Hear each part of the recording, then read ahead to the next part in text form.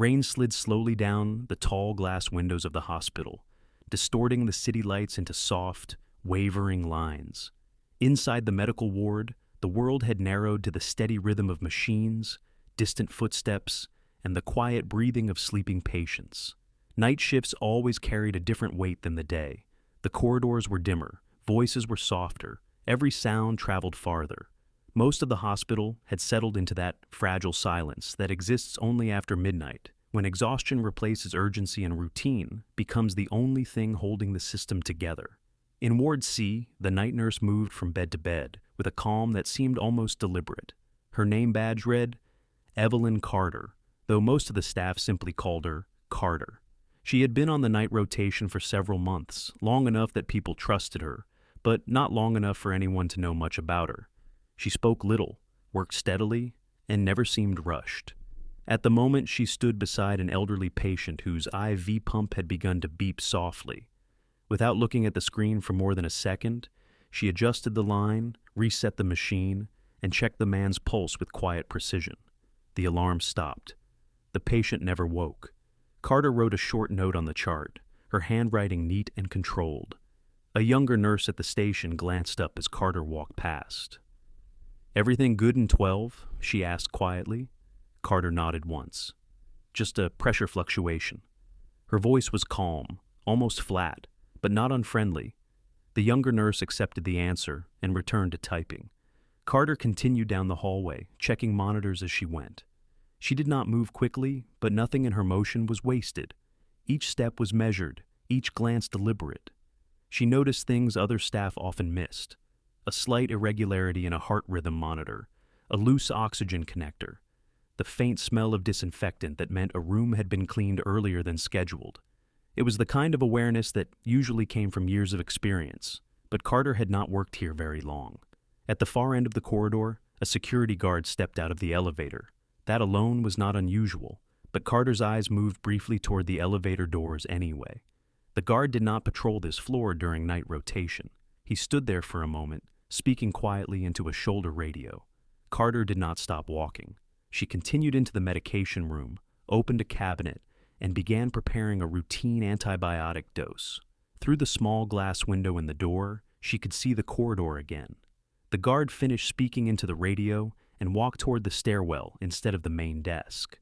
Carter's eyes remained on the medication vial, but something in her posture had shifted slightly, the smallest tightening in her shoulders. When she stepped back into the hallway, the ward looked the same as before. A patient coughed in one of the rooms. A monitor beeped once and settled.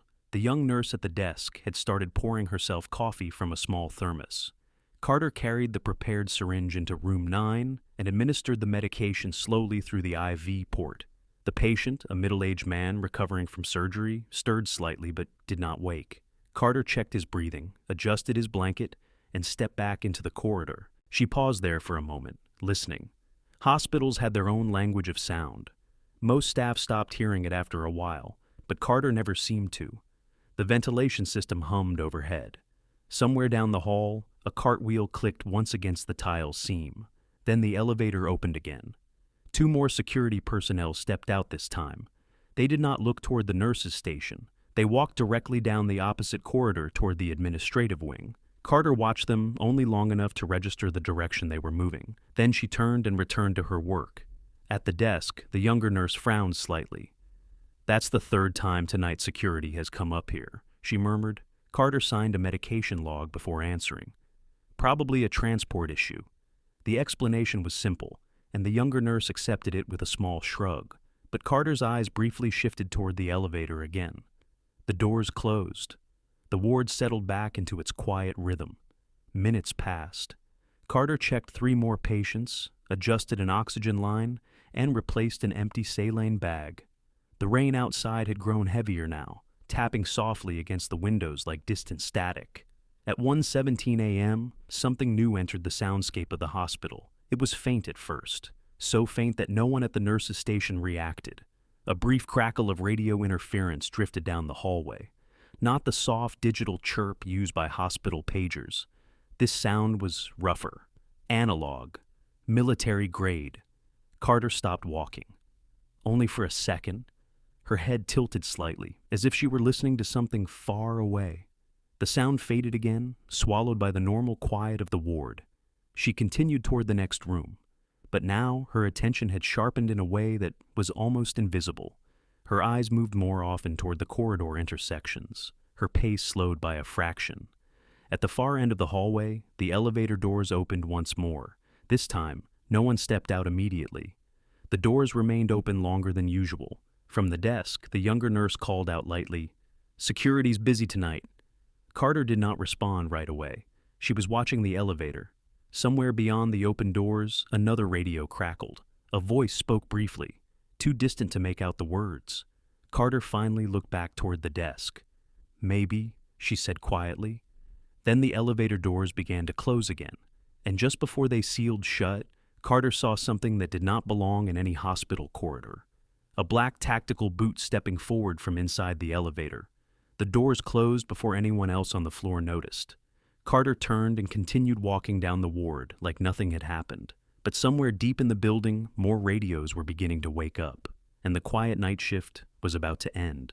The ward remained quiet for several more minutes after the elevator doors closed, but the silence had changed. It no longer felt routine. It felt like the moment before a storm reaches the shoreline, when the air itself seems to hold its breath. Carter continued her rounds without altering her pace. She entered room 14, checked a blood pressure reading, adjusted a monitor lead, and documented the numbers with the same steady handwriting as before. The patient thanked her softly before drifting back to sleep. Carter nodded once and stepped back into the corridor. The nurse's station was lit by the dull glow of computer screens. The younger nurse had finished her coffee and was scrolling through lab results. Nothing in the ward looked unusual, but Carter's attention had moved away from the patient rooms. Her eyes shifted again toward the elevator.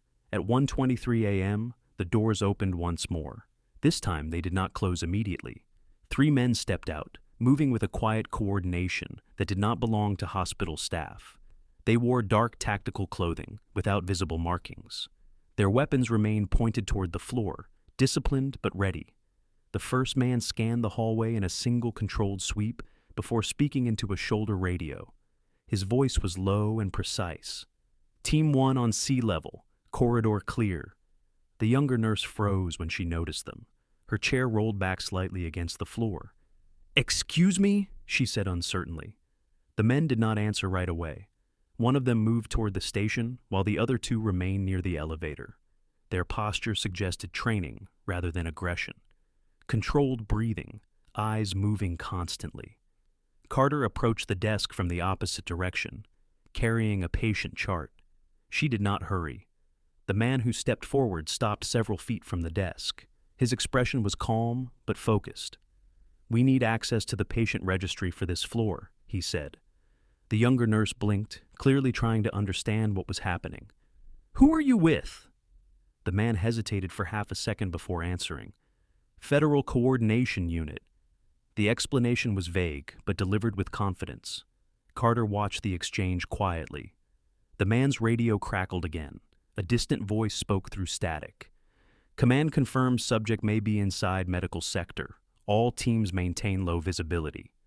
The younger nurse looked even more confused now. "Is something wrong?" she asked. Carter placed the chart down on the desk and finally spoke. "There are patients sleeping," she said calmly. "If this is a search, you should keep the corridor quiet." The man looked at her for the first time. Something in Carter's tone had shifted the balance of the conversation without raising her voice. He studied her face briefly, then nodded once. "Understood." He turned slightly and spoke into his radio again. "Sea level remains controlled. Maintain silent movement." The response came quickly through the speaker. Carter returned to the chart and began updating a medication entry, but she was listening carefully to every word moving across the radio frequencies. The terminology was precise. Not police, not private security. Coordinated tactical language. That meant the situation was larger than a routine search. Down the corridor, the other 2 operators moved quietly between intersections, checking doorways and hallway corners. They did not enter patient rooms, but their attention lingered near each door, as if confirming something against a mental list. The younger nurse leaned slightly toward Carter and whispered, "What is happening?" Carter finished writing before answering. Someone important, maybe. Her voice remained steady. The explanation did little to calm the younger nurse. Across the hallway, another elevator opened. More personnel stepped out this time.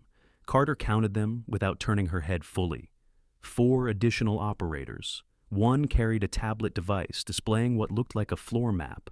Their movement through the corridor remained controlled, but the number of them told a different story. This was not a simple search. This was containment. Carter walked toward room 7 to replace an IV bag.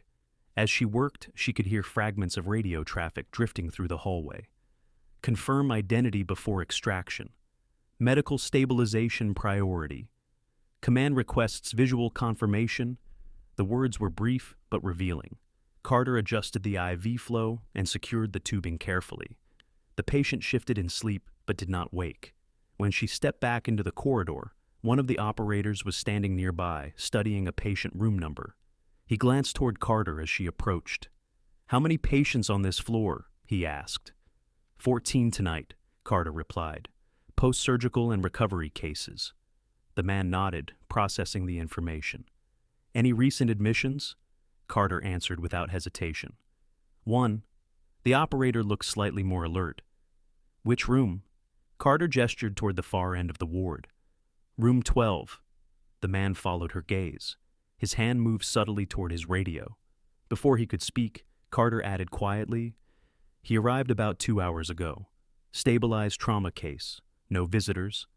The operator studied her face again, measuring the information. "You examined him?" Carter nodded. "Standard intake check." For a brief moment, neither of them spoke. The operator seemed to consider asking another question, but the radio on his vest interrupted the silence. Team 2, approaching sea-level corridor. The man turned away slightly and answered. Carter walked calmly back toward the nurse's station. The younger nurse was watching the hallway now with clear anxiety. "This is getting strange," she murmured. Carter checked another patient chart. "Stay with your normal routine," she said quietly. Patients noticed panic. Down the corridor, more boots moved across the tile floor. The tactical team had now spread through both ends of the ward, maintaining quiet but unmistakable control over the area. Carter noticed that none of them had entered room 12 yet. That meant they were waiting for confirmation before acting. She looked briefly toward the closed door at the end of the hallway. Behind it lay the trauma patient who had arrived under unusual circumstances earlier that night. Carter had already noticed things about him that did not fit the hospital report. The pattern of injuries, the controlled breathing even while unconscious, the faint calluses along his hands that suggested long weapon handling. She had said nothing about those observations during intake. Now the operators were here, moving carefully through the ward as if searching for someone who might already be lying in one of the beds. The radio traffic intensified slightly. Somewhere deeper in the building, a command voice spoke with firm authority. "All teams prepare for controlled identification." Carter closed the patient chart slowly. The younger nurse looked toward her again. "Do you think they are looking for a criminal?" Carter's eyes returned to the corridor.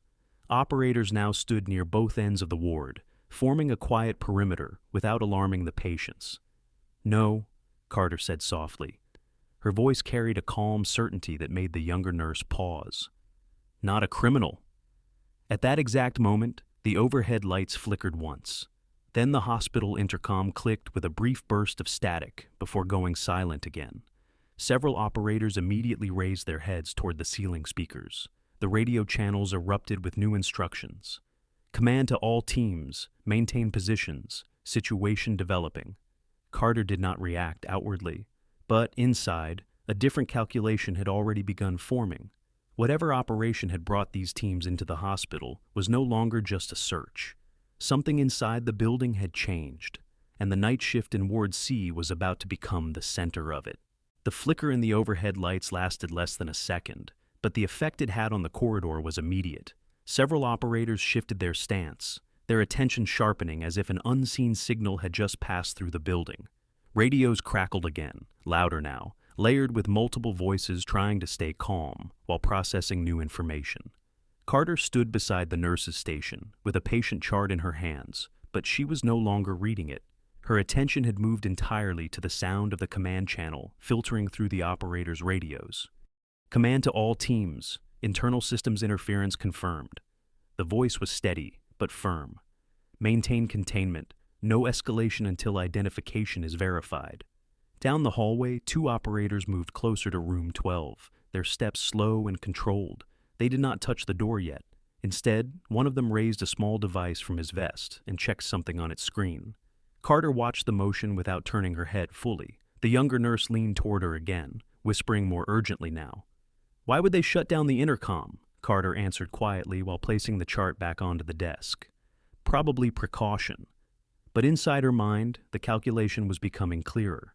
Intercom failure combined with radio interference meant someone had deliberately disrupted communication channels inside the building. That was not the behavior of a simple fugitive or a patient under protection. That was operational sabotage. Carter walked toward the far side of the ward, stopping briefly beside a sleeping patient to check a monitor reading. Her hands moved with the same careful precision as before, but her ears remained focused on the radio traffic. Signal spike near medical sector. Command requesting confirmation from Team 3. Possible device activity detected.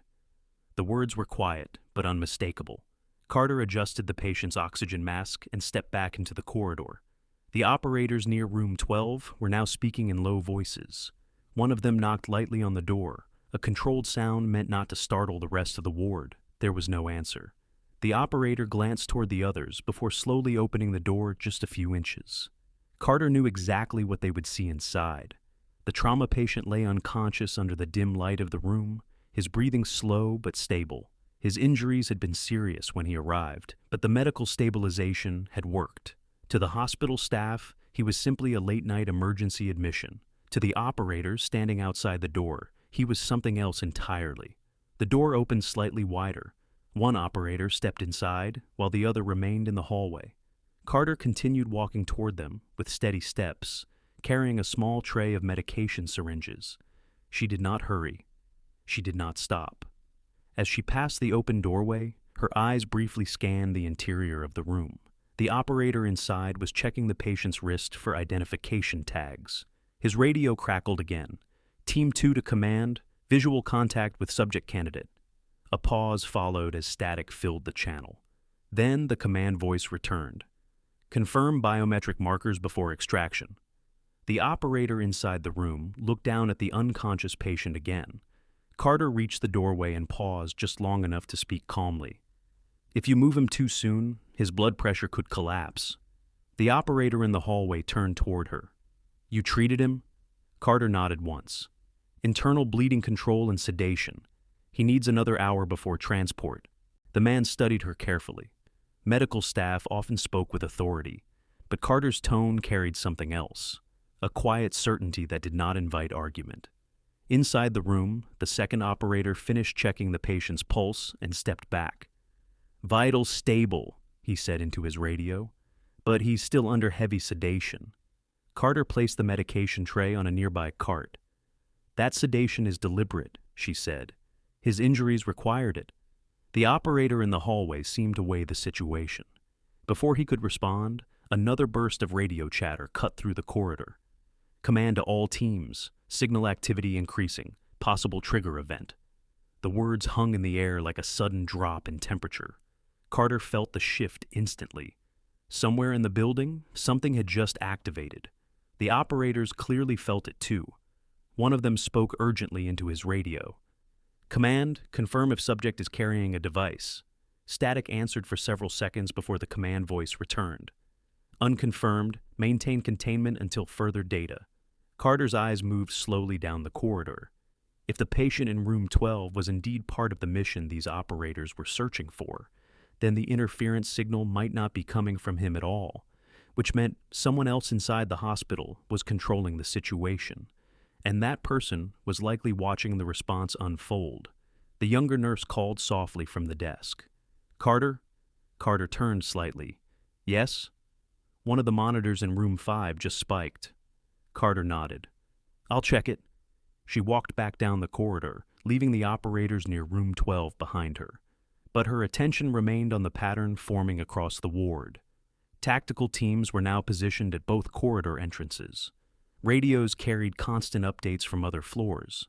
The building was slowly shifting from search mode into something more defensive. Carter entered room 5 and adjusted the monitor leads that had loosened on the patient's chest. The spike disappeared instantly. The patient continued sleeping peacefully. Carter stepped back into the hallway again. Her eyes moved briefly to the ceiling. The ventilation system hummed quietly above. Somewhere inside that network of ducts and maintenance shafts, a small device could easily be hidden. Something capable of transmitting the signal interference command had just mentioned. Carter returned to the desk and began updating the patient records again. The younger nurse looked at her nervously. "Do you think we're in danger?" Carter answered without looking up. "Not yet." Her voice remained calm, but the words carried a subtle weight. The younger nurse hesitated. "Not yet?" Carter finished writing and closed the chart slowly. Down the corridor, the operator inside room 12 suddenly stepped back into the hallway again. His expression had changed. "Command, subject identification confirmed," he said into the radio. The response came almost immediately. "Prepare for extraction." Several operators shifted their positions, preparing to move the unconscious patient. Carter watched them for a moment, then quietly turned toward the medication cabinet. Inside her mind, another calculation had reached its conclusion. If the interference signal had activated now, it was not meant to stop the operators from finding their patient. It was meant to trigger something once they did, which meant the real danger had not arrived yet. It was waiting for the exact moment the extraction began. Carter closed the cabinet door softly. In the corridor behind her, the tactical team was preparing to move the unconscious man from room 12. And somewhere else inside the hospital, the person controlling the signal had just received confirmation that the target had been located. The next phase was about to begin. The corridor had grown quieter, but it was the kind of quiet that came from controlled tension rather than calm. Operators were now positioned at both ends of the ward, their movements slow and deliberate as they prepared to move the unconscious patient from room 12. The hallway lights reflected softly off the polished floor tiles, and the steady rhythm of hospital machines continued behind the closed doors of sleeping patients who had no idea how close they were to the center of a classified operation. Carter stood near the medication counter, carefully sealing a small vial back into its tray. Her hands moved with their usual calm precision, but her attention was no longer on the medical supplies. She was listening to the radio traffic that continued to pulse through the ward like a second nervous system. "Command to Team 2, the voice said through static. "Extraction window confirmed. Transport unit arriving in 3 minutes. One of the operators near room 12 responded immediately. "Team 2 copies." 2 minutes earlier, the situation had still been uncertain. Now everything had shifted toward movement. The door to room 12 opened fully, and 2 operators stepped inside with a lightweight stretcher. Their posture remained controlled, careful not to alarm the rest of the ward. Carter turned slightly as they passed the doorway, watching without appearing to watch. The unconscious man lay exactly where she had left him, his breathing steady beneath the thin hospital blanket. The operators moved with efficiency, checking the IV line and stabilizing the patient's neck before preparing to lift him. Carter knew that the moment the patient left that room, whatever signal had been waiting inside the building would react. Because the interference spike had not been random. It had been timed. Her mind moved through the possibilities quickly. A triggered device, a remote observer waiting for confirmation, or a secondary target inside the hospital meant to intercept the extraction. Down the hallway, one of the operators suddenly raised his radio again. "Command, signal spike just increased." The response came immediately. "Source?" Static crackled across the channel. "Unclear. Somewhere inside the medical ventilation grid." Carter's eyes moved slowly toward the ceiling vents that ran the length of the corridor. The pattern was becoming obvious now. Whoever had planted the signal device had used the ventilation system to distribute interference across multiple floors. That meant the transmitter itself was small, portable, and likely close, very close. Inside room 12, the operators lifted the unconscious patient carefully onto the stretcher. One of them spoke quietly. "Vitals holding." Carter stepped forward slightly. "If you move him too fast, the IV line will collapse," she said calmly. The operator nearest the doorway paused. "You recommend what?" Carter walked to the door and adjusted the IV clamp with practiced hands. "Slow movement, Keep his head elevated." The operator watched her closely while she worked. Something about her presence seemed to steady the moment rather than disrupt it. When she finished adjusting the line, she stepped back. "You can move him now." The operator nodded once. "Understood." The stretcher rolled out of the room and into the corridor. At the exact moment its wheels crossed the doorway threshold, every radio in the hallway erupted with sharp static. A loud burst of interference flooded the channel, followed by a rapid voice transmission. "Command to all teams. Signal activation confirmed." The words cut through the corridor like a blade. Operators immediately shifted their stance, scanning the hallway with renewed urgency. "Location?" someone asked through the radio. "Still triangulating," the command voice answered. Carter felt the final piece of the pattern fall into place. The signal had not been meant to hide the patient. It had been meant to confirm his movement, which meant someone inside the hospital was waiting for this exact moment. Down the corridor, a maintenance door that led into the ventilation service area creaked slightly open. It was a quiet sound, almost lost beneath the noise of the radios. But Carter heard it. Her eyes moved instantly toward the door. No one else had noticed yet. One of the operators pushing the stretcher was speaking urgently into his radio. "Command, extraction moving toward elevator." Carter stepped forward before anyone else reacted. Her voice remained calm, but carried a sudden authority that cut through the noise. "Stop the stretcher." The operator closest to her looked up, surprised. "What?" Carter pointed toward the maintenance door. "Do not move him another step." The tone of her voice was no longer that of a hospital nurse giving medical advice. It was precise, commanding, the kind of tone that expected immediate compliance. The operator hesitated for a split second, then something in her expression made him stop the stretcher anyway. The radios crackled again. "Command to Team 2, maintain movement toward extraction point." Carter spoke again, louder this time. "Negative." Several operators turned toward her. The hallway fell strangely quiet as the word echoed against the walls. Carter took one step closer to the stretcher. "Do not move the patient." The operator holding the stretcher handle stared at her. "We have command authorization." Carter's eyes did not leave the maintenance door. "Then your command channel is about to lose its patient." The words were calm, but they carried an unmistakable certainty. At that moment, the maintenance door opened wider. A figure stepped partially into the corridor, holding a small electronic device with a blinking transmitter light. Several operators instantly raised their weapons, but the corridor was too narrow and the stretcher too close. Any sudden movement could endanger the unconscious patient. Carter moved first. She stepped forward slowly, placing herself between the stretcher and the operators. "Hold fire," she said quietly. The operators froze, confused by the sudden command coming from someone who, moments ago, had simply been adjusting IV lines. Carter's voice shifted again, this time carrying a precise cadence that belonged to a completely different world than hospital medicine. "Command channel Delta 7, confirm visual contact with interference source." Every radio in the corridor went silent for a moment. Then the command voice returned, slightly different now, more alert. "Identify yourself." Carter did not turn toward the radios. Her eyes remained on the figure near the maintenance door. "Joint Operations Medical Liaison," she said calmly. "Embedded asset." The operators around her stared in disbelief as the command channel answered. "Delta 7 confirmed." Carter took another step forward. The figure near the door hesitated, realizing that the situation had shifted beyond his control. Carter spoke again, her voice steady and precise. "Device in your hand will trigger nothing if you drop it now." The man looked around the corridor, seeing the operators repositioning quietly behind Carter's command. The advantage he thought he had was gone. Slowly, the device slipped from his hand and hit the floor. Carter exhaled once, quietly. Behind her, the stretcher remained perfectly still.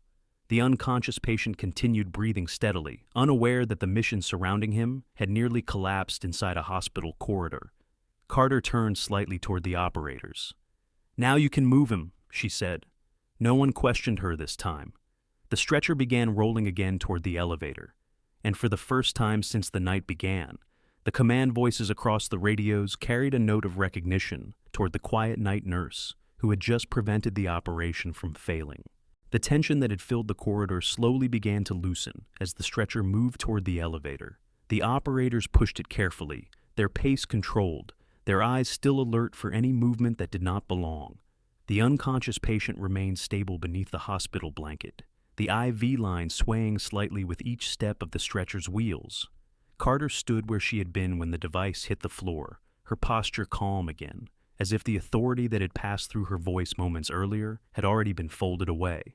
Two operators moved quietly toward the maintenance door, where the man had surrendered the transmitter. They secured him without unnecessary force, guiding him back into the service corridor, where other teams were already waiting. Radios continued to murmur with updates, but the sharp urgency had faded into controlled coordination. "Command to all teams," the voice said through the channel. "Signal device secured. Extraction continuing." The elevator doors opened at the far end of the ward with a soft mechanical hum. The stretcher rolled inside, followed by two operators and a medic carrying a portable monitor. One of the remaining team members looked back down the hallway toward Carter. For a moment, he seemed unsure whether to say something. Carter simply nodded once, a quiet signal that the situation was under control. The operator returned the nod and stepped into the elevator just as the doors closed. When the elevator disappeared down the shaft, the corridor began slowly returning to something that resembled normal hospital activity. Operators who had been holding the perimeter positions moved back toward the stairwells and service elevators, their presence fading into the quiet architecture of the building. Radios lowered, weapons secured. Within minutes, only two tactical personnel remained on the floor, speaking quietly with the hospital's night supervisor near the nurse's station. Carter walked calmly past them toward room 5. Inside, the patient who had earlier triggered a monitor spike was still sleeping peacefully. She adjusted the blanket around his shoulders and checked the monitor again, confirming that his heart rhythm had returned to its steady pattern. Outside the room, the younger nurse was still sitting at the desk, her expression a mixture of relief and disbelief. She looked up as Carter returned. "What was all that?" she asked quietly. Carter placed a chart back into the rack before answering. "A transport issue," she said calmly. The younger nurse blinked. "That didn't look like a normal transport." Carter offered a small, neutral expression. "Sometimes hospitals receive complicated cases." The explanation was simple enough that the younger nurse could not immediately argue with it, even though the memory of armed operators moving through the ward would stay with her for a long time. At the far end of the corridor, the final tactical team members finished speaking with the supervisor and moved toward the stairwell exit. One of them slowed slightly as he passed the nurse's station. He looked directly at Carter for a brief moment. No words were exchanged, but his posture shifted into a small, respectful nod before he continued down the hallway and disappeared through the door. Carter returned to the computer terminal and resumed updating patient records. Her hands moved steadily across the keyboard, entering notes about medication adjustments and vital sign observations. The rhythm of hospital work had quietly reclaimed the ward. The rain outside the windows had softened into a light drizzle. The machines continued their slow, beeping patterns, and the hallway lights hummed faintly overhead. At 3:42 a.m., the hospital intercom system flickered back to life with a brief burst of static. A calm administrative voice announced that technical issues had been resolved and normal communication channels were restored. None of the patients stirred. The night supervisor walked down the corridor once more before returning to the elevator, satisfied that everything was under control. By the time the next shift of nurses began arriving just before dawn, there was no sign that anything unusual had happened. The maintenance door was closed again. The corridor floors were spotless. The security presence had vanished as quietly as it had appeared. Carter finished documenting the final patient update and closed the last chart. The younger nurse stretched tiredly in her chair. "Almost morning," she said. Carter nodded slightly. "Almost." A pale line of early daylight was beginning to appear beyond the hospital windows, cutting through the fading darkness of the city outside. Carter removed her gloves and placed them into the disposal bin. For a moment she stood there in the quiet ward, listening to the familiar sounds that had filled the building long before the operation arrived and would continue long after it was gone. Somewhere far away, a transport vehicle was likely carrying the unconscious patient toward a secure facility. The mission would continue there, far from the hospital corridors where it had nearly collapsed. Carter picked up her bag from the locker room and returned once more to the nurse's station. The younger nurse was preparing the shift report for the morning staff. "You heading out?" she asked. Carter nodded. "My shift's over." She signed her name on the departure log and placed the pen back on the counter. As she walked down the corridor toward the exit, the hospital was already beginning to wake. Early staff moved through the lobby with quiet conversation. Coffee machines hummed in the cafeteria. The building looked completely ordinary again. Carter stepped outside into the cool morning air. The rain had stopped. The city streets were beginning to fill with the first movement of commuters and delivery trucks. For a moment, she stood on the hospital steps, watching the gray light of dawn spread across the skyline. Then she adjusted the strap of her bag and walked down the sidewalk like any other night nurse finishing a long shift. Behind her, the hospital doors closed quietly, and inside the building, the ward returned to the simple routine of caring for patients, with no sign that the quiet nurse who had just left had once been the voice guiding the operation that saved it.